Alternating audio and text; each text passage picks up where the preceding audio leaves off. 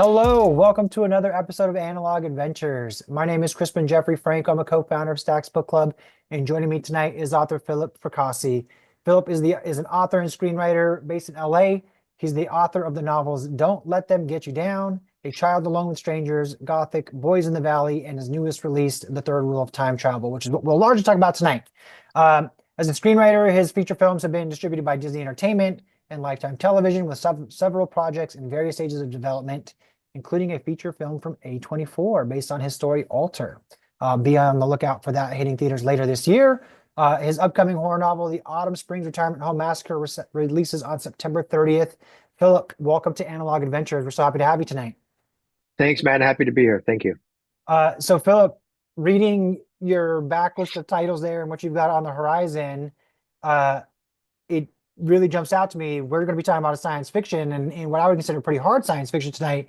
And some of your decor there in your office, horror seems to be your more common lane of writing. Can you Yeah. talk to us a little bit about that? Yeah. I mean, horror is kind of what I'm known for as much as I'm known for anything. It's sort of my wheelhouse. It's sort of my home base. And most of the books, I think Third Rule is my sixth novel. Um, and everything else I've really published, whether it be short story collections or novellas or novels, has been horror. But I tend to think of my work as, personally, I tend to think of my work as sort of like speculative thrillers, supernatural thrillers. But they definitely have some darker, horrific elements in them. Some more darker, more dark than others. But when I wrote Third Rule of Time Travel, which was originally called Observe, I wasn't really thinking about it as a science fiction novel. I was thinking about it as just like another horror novel. It just happened to be the idea happened to be about based around uh, time travel.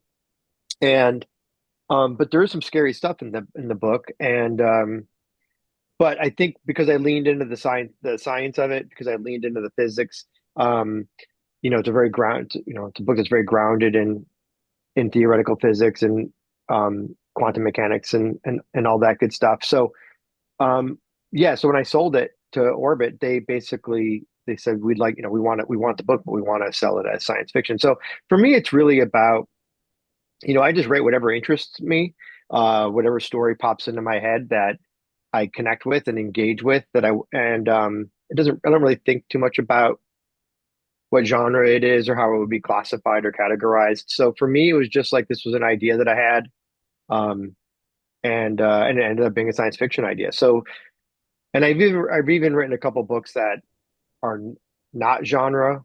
Um, I've written a children's book. I've written a book of poetry. So I kind of whatever takes my fancy. But that all said, a majority of my work is horror. That tends to be what I churn out when I do write something. That's really cool. I mean, I like the idea of, yeah, the story kind of hitting you and then whatever form the story needs to take to be told, that's the book that comes out. Hmm. So you've got some film work under your belt, you've got some things coming out. What's the balance between being a novelist and a screenwriter? Are you working on projects simultaneously, or is there like a, like ebb and flow of how that comes to you creatively? What's that process like for you? Yeah, well, I used to do a lot more screenwriting than I do now. Um, I've always been a fiction writer, so, but I didn't start publishing fiction until 2015. So, that's when I really started writing horror. Until then, I'd really just written more like non-genre stuff that didn't sell. When I started writing horror started selling. So I was like, okay, I guess I'm a horror writer now. And which was great because it's something that interests me and I love. Yeah, my screenwriting, so from 2010 to around that time, I was doing a lot more screenwriting, and I wasn't really writing that much fiction, because I was selling screenplays to production companies, and I was having some success doing that, but I ultimately I didn't find it very fulfilling. Um, Sometimes when you're writing screenplays on spec, or even with a studio or a producer, you end up doing a lot of work, and redoing that work and redoing that work and redoing that work because all these people have input and everybody's got a say, and so you're just end up doing a lot of rewriting that you're not being really compensated for, and it can be a drag. So when I started having more success in fiction, I really shifted to that, and I've enjoyed that much more. And I've had more success optioning my stories and novels for for film adaptation than I ever did my screenplay. So it's been this, and so if I do write a screenplay, so I did get hired to write a screenplay based on one of my short stories. Um, I have another screenplay that I wrote that's being shopped right now that is based on one of my a different short story. So I do still dabble in screenwriting. The difference is, I would say majority of my, I would say almost 90% of my time is really focused on the fiction.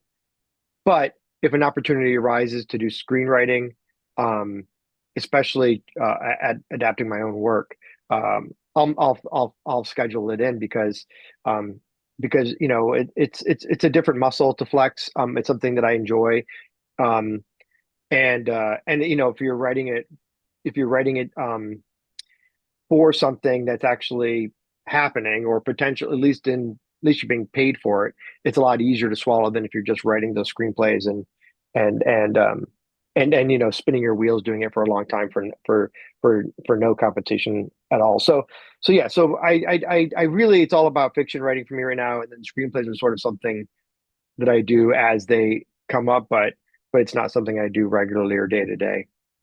Yeah, I imagine from a creative standpoint, writing on spec or writing with somebody basically looking over your shoulder and editing in real time can't be the most fun experience, especially when there's no guarantee that the project's going to go anywhere. Yeah, and it's just it's a tough gig. It's just that's what I love about writing is, when I pick up one of my books or I hand somebody one of my books or somebody buys one of my books, I take full responsibility for what's in that book because I wrote it. It's every word is mine, every word choice is mine, every punctuation choice is mine. It's my art, it's my book. Whereas a screenplay, you're really just when you write a screenplay, you're really just you're kind of building a foundation that all these other people are going to build something on top of. And it's just a totally different, it's a different skill set for one thing, but it's also just a totally different form of art. And I much prefer having that control. I Mhm. much prefer writing the story I want to write the way I want to write it. And obviously, even under fiction, you have editors telling you this or telling you that or wanting you to change things. But it's but that I don't mind as much. For one thing, it's usually pretty minimal with my books.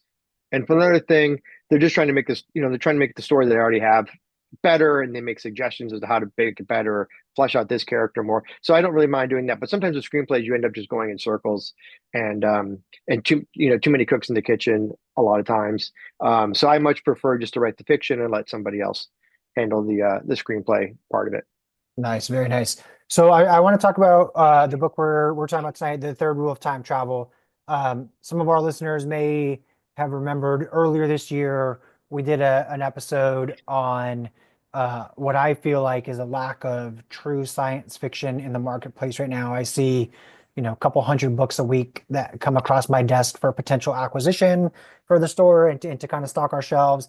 And over the last we're coming up on 20 months being open as a brick and mortar. I feel like the Blake Crouch, Andy Weir, like hard science fiction lane has largely been empty, and there's always a chance that I've missed things along the way. So when I saw the third rule of time travel start to be sent my way, and I started seeing a couple of different publishing reps like mention this book, and started getting really excited because it felt like something that I had been missing in my own personal reading over the last couple years. And so I grabbed a copy courtesy of Orbit and just devoured it and absolutely loved it. So can you tell the listeners out there what is the log line for the third rule of time travel? Yeah, so the easiest way to explain it is the third rule of time travel is, there are three rules, and the first rule is that you can only travel to a point in your own lifetime. Second, so no dinosaurs, you know, in my book. The second rule is you can only travel for 90 seconds, and the third rule is that you can only observe. So the way my time machine works is that it's actually very different than any other time machine that's ever been um, written about or shown on films or TV. So basically, all you're doing is you're sending consciousness, you're digitizing someone's consciousness and you're sending that through a wormhole to a past point in that person's life, which is randomly selected. Um, so third rule of time travel is all about that rule of only being able to observe previous moments in your life for about a minute and a half, and which sounds um, like a fairly drama-free premise, but because of the things that, because these rules aren't like anything, the scientists behind the creation of this machine and behind the creation of these rules, um, think they understand everything about the universe, think they understand everything about quantum mechanics, and but they don't. And so when things start going sideways, it has a pretty serious impact on Beth Darlow, who is the lead scientist on the time machine, and her loved ones. So yeah, I guess it's not really a log line as much as an explanation of the or synopsis of the book, but it's hard to kind of get into it without explaining what the three rules are. So I always try and get those out of the way so people know, because everyone's like, well, what's the third rule of time travel? And that's what the third rule is, that you can only observe, which is why the book was originally called Observe before we changed it. That makes total sense as a title. Absolutely. So you mentioned the main scientist in the story, Beth Darlow. Um, so as the novel opens, the technology exists. There's questions about how to use the technology, who should use the technology, um, and there's sort of like a mystery going on, along with Beth trying to uncover, how does the machine work? When does it work? Why does it work, et cetera, and like gain that deeper knowledge. There's also this background mystery of her husband, who's very early in the book we find out is not alive anymore, and she's sort of like thinking about that and having flashes. Um, I'm interested to know, as with your horror cap on, I can see where like darker, scarier points of the novel may have come, where there are edits that had to be made when Orbit acquired the book to move it more traditionally science fiction, or is it pretty much how you intended? No, no, they didn't. No, it's no, it's pretty much as written. The only thing that Orbit asked um me to do were minor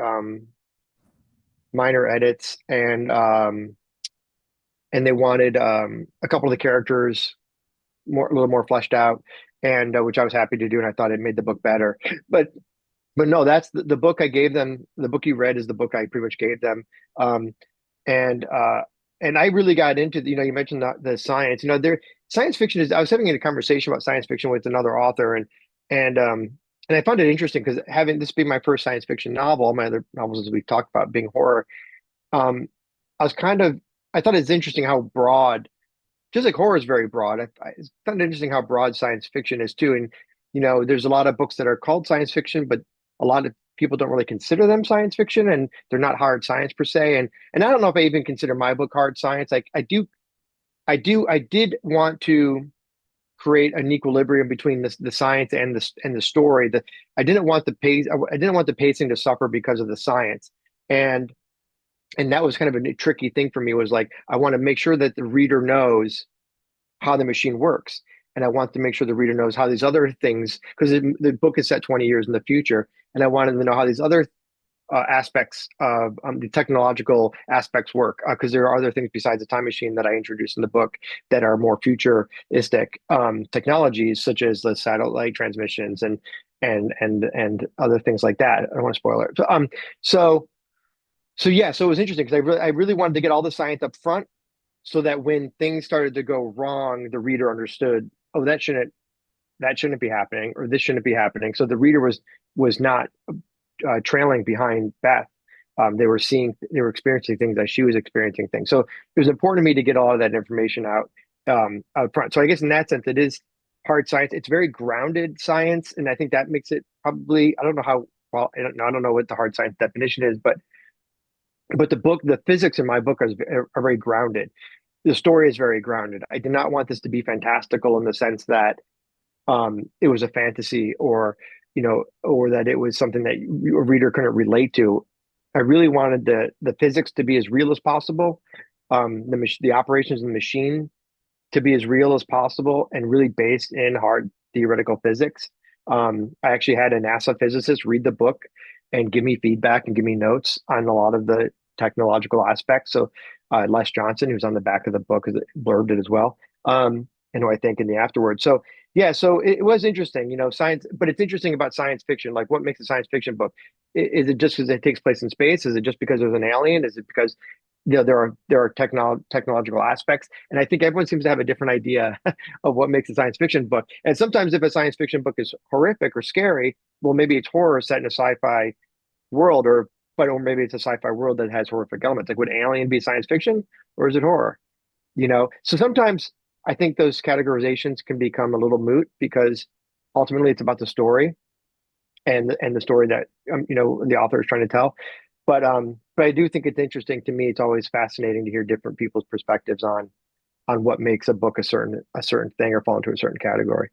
Yeah, we're always debating magical realism versus science fiction and like where's the line when something crosses from one to the other. It's I think Because time travel it does go a little it right, exactly. It's speculative, like a right? little bit on that speculative. Yeah. And I think what you did really well is I think the hard science part of it, the physics and the quantum mechanics, I think you did a really great job of giving us enough, and I don't know how accurate or not accurate the things that are talked about in the book are, but the way that Well, Beth just talks don't about look it them, up. They're totally yeah, accurate. the way that Beth talks about them, Yeah. um, to me is like enough as a reader to buy in, like, oh, I believe that this character knows enough about how the science works that I'm willing to go with her on this and just like, yep, good to go. So I Yeah. thought you did a really good job of balancing, like, here's the credentials, here's the underlying, like, we've done some research, we know generally how this could work in theory if it did work. But then we're not gonna keep hitting you over the head with the science. We tell you the story that kind of unspools as a result of that. So I thought you did a really Yeah. good job. And that was gonna be one of my Yeah. questions. Yeah, is like, how do you, there's gonna be somebody out there that knows the quantum physics and the mechanics, and I'm sure like gets into your email about something that they Or on think that you Goodreads, like sure. didn't do correctly. Yeah. But yeah, Oh, and yeah. then yeah. So what's the process when you're going out to try to find that kind of content expert reader? Is that an easy thing to do? Does Yeah. it help with that? I mean, it's it actually, I find it annoying when, because there have been some reviews that really dogged the science, and not a lot, but a few, and it annoys me for reasons that are probably not the reasons you think. And the reason it annoys me is because, like, what bums me out about reading those reviews is, like, I wish you just would have enjoyed the story, because all these things that I'm putting into the book are not. I'm not writing a textbook. I'm not writing a book on quantum mechanics. I'm writing a book about a mother and a daughter and this time travel device.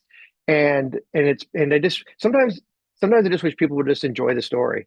It's like, you made such a great point of saying, like, you gave me just enough so that I could enjoy the story, and that was the whole point. I do try and be.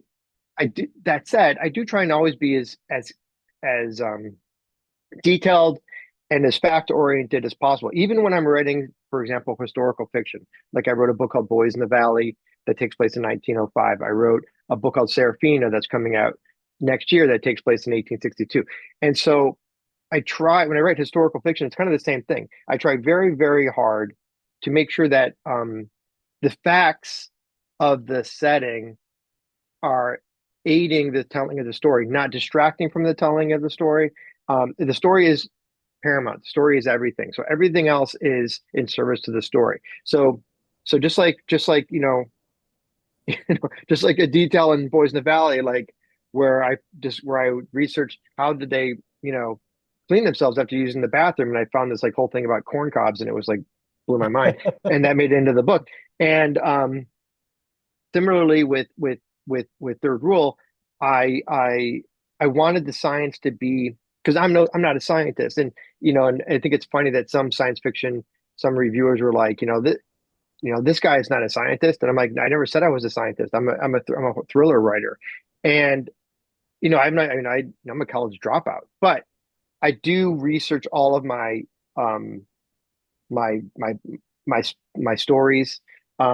and I really researched heavily how could this work, um, what would it look like, and and um, and what kind of technology would it take to make this work, and um, to the point where I was even able to ask, and I've told this anecdote a few times, but I was even able to go online during a live Zoom and to ask Michio Kaku, one of the premier theoretical physicists on the planet, if you could digitize somebody's consciousness and send pure data through a wormhole, would the wormhole sustain that data transmission? He said yes, it would, because there's no matter, there's no mass going through the wormhole, which would collapse it. So things like that, I tried. So I did try and create as much of that as I could. I tried to explain so much of it as I could, and it's obviously you're not going to please everybody, and some people just want to like talk about how smart they are. But I did, and I had like your point about who do you reach out to. I know I did have a NASA physicist read the book, and he did offer me feedback. And I said to him, I said, Les, if there's anything in here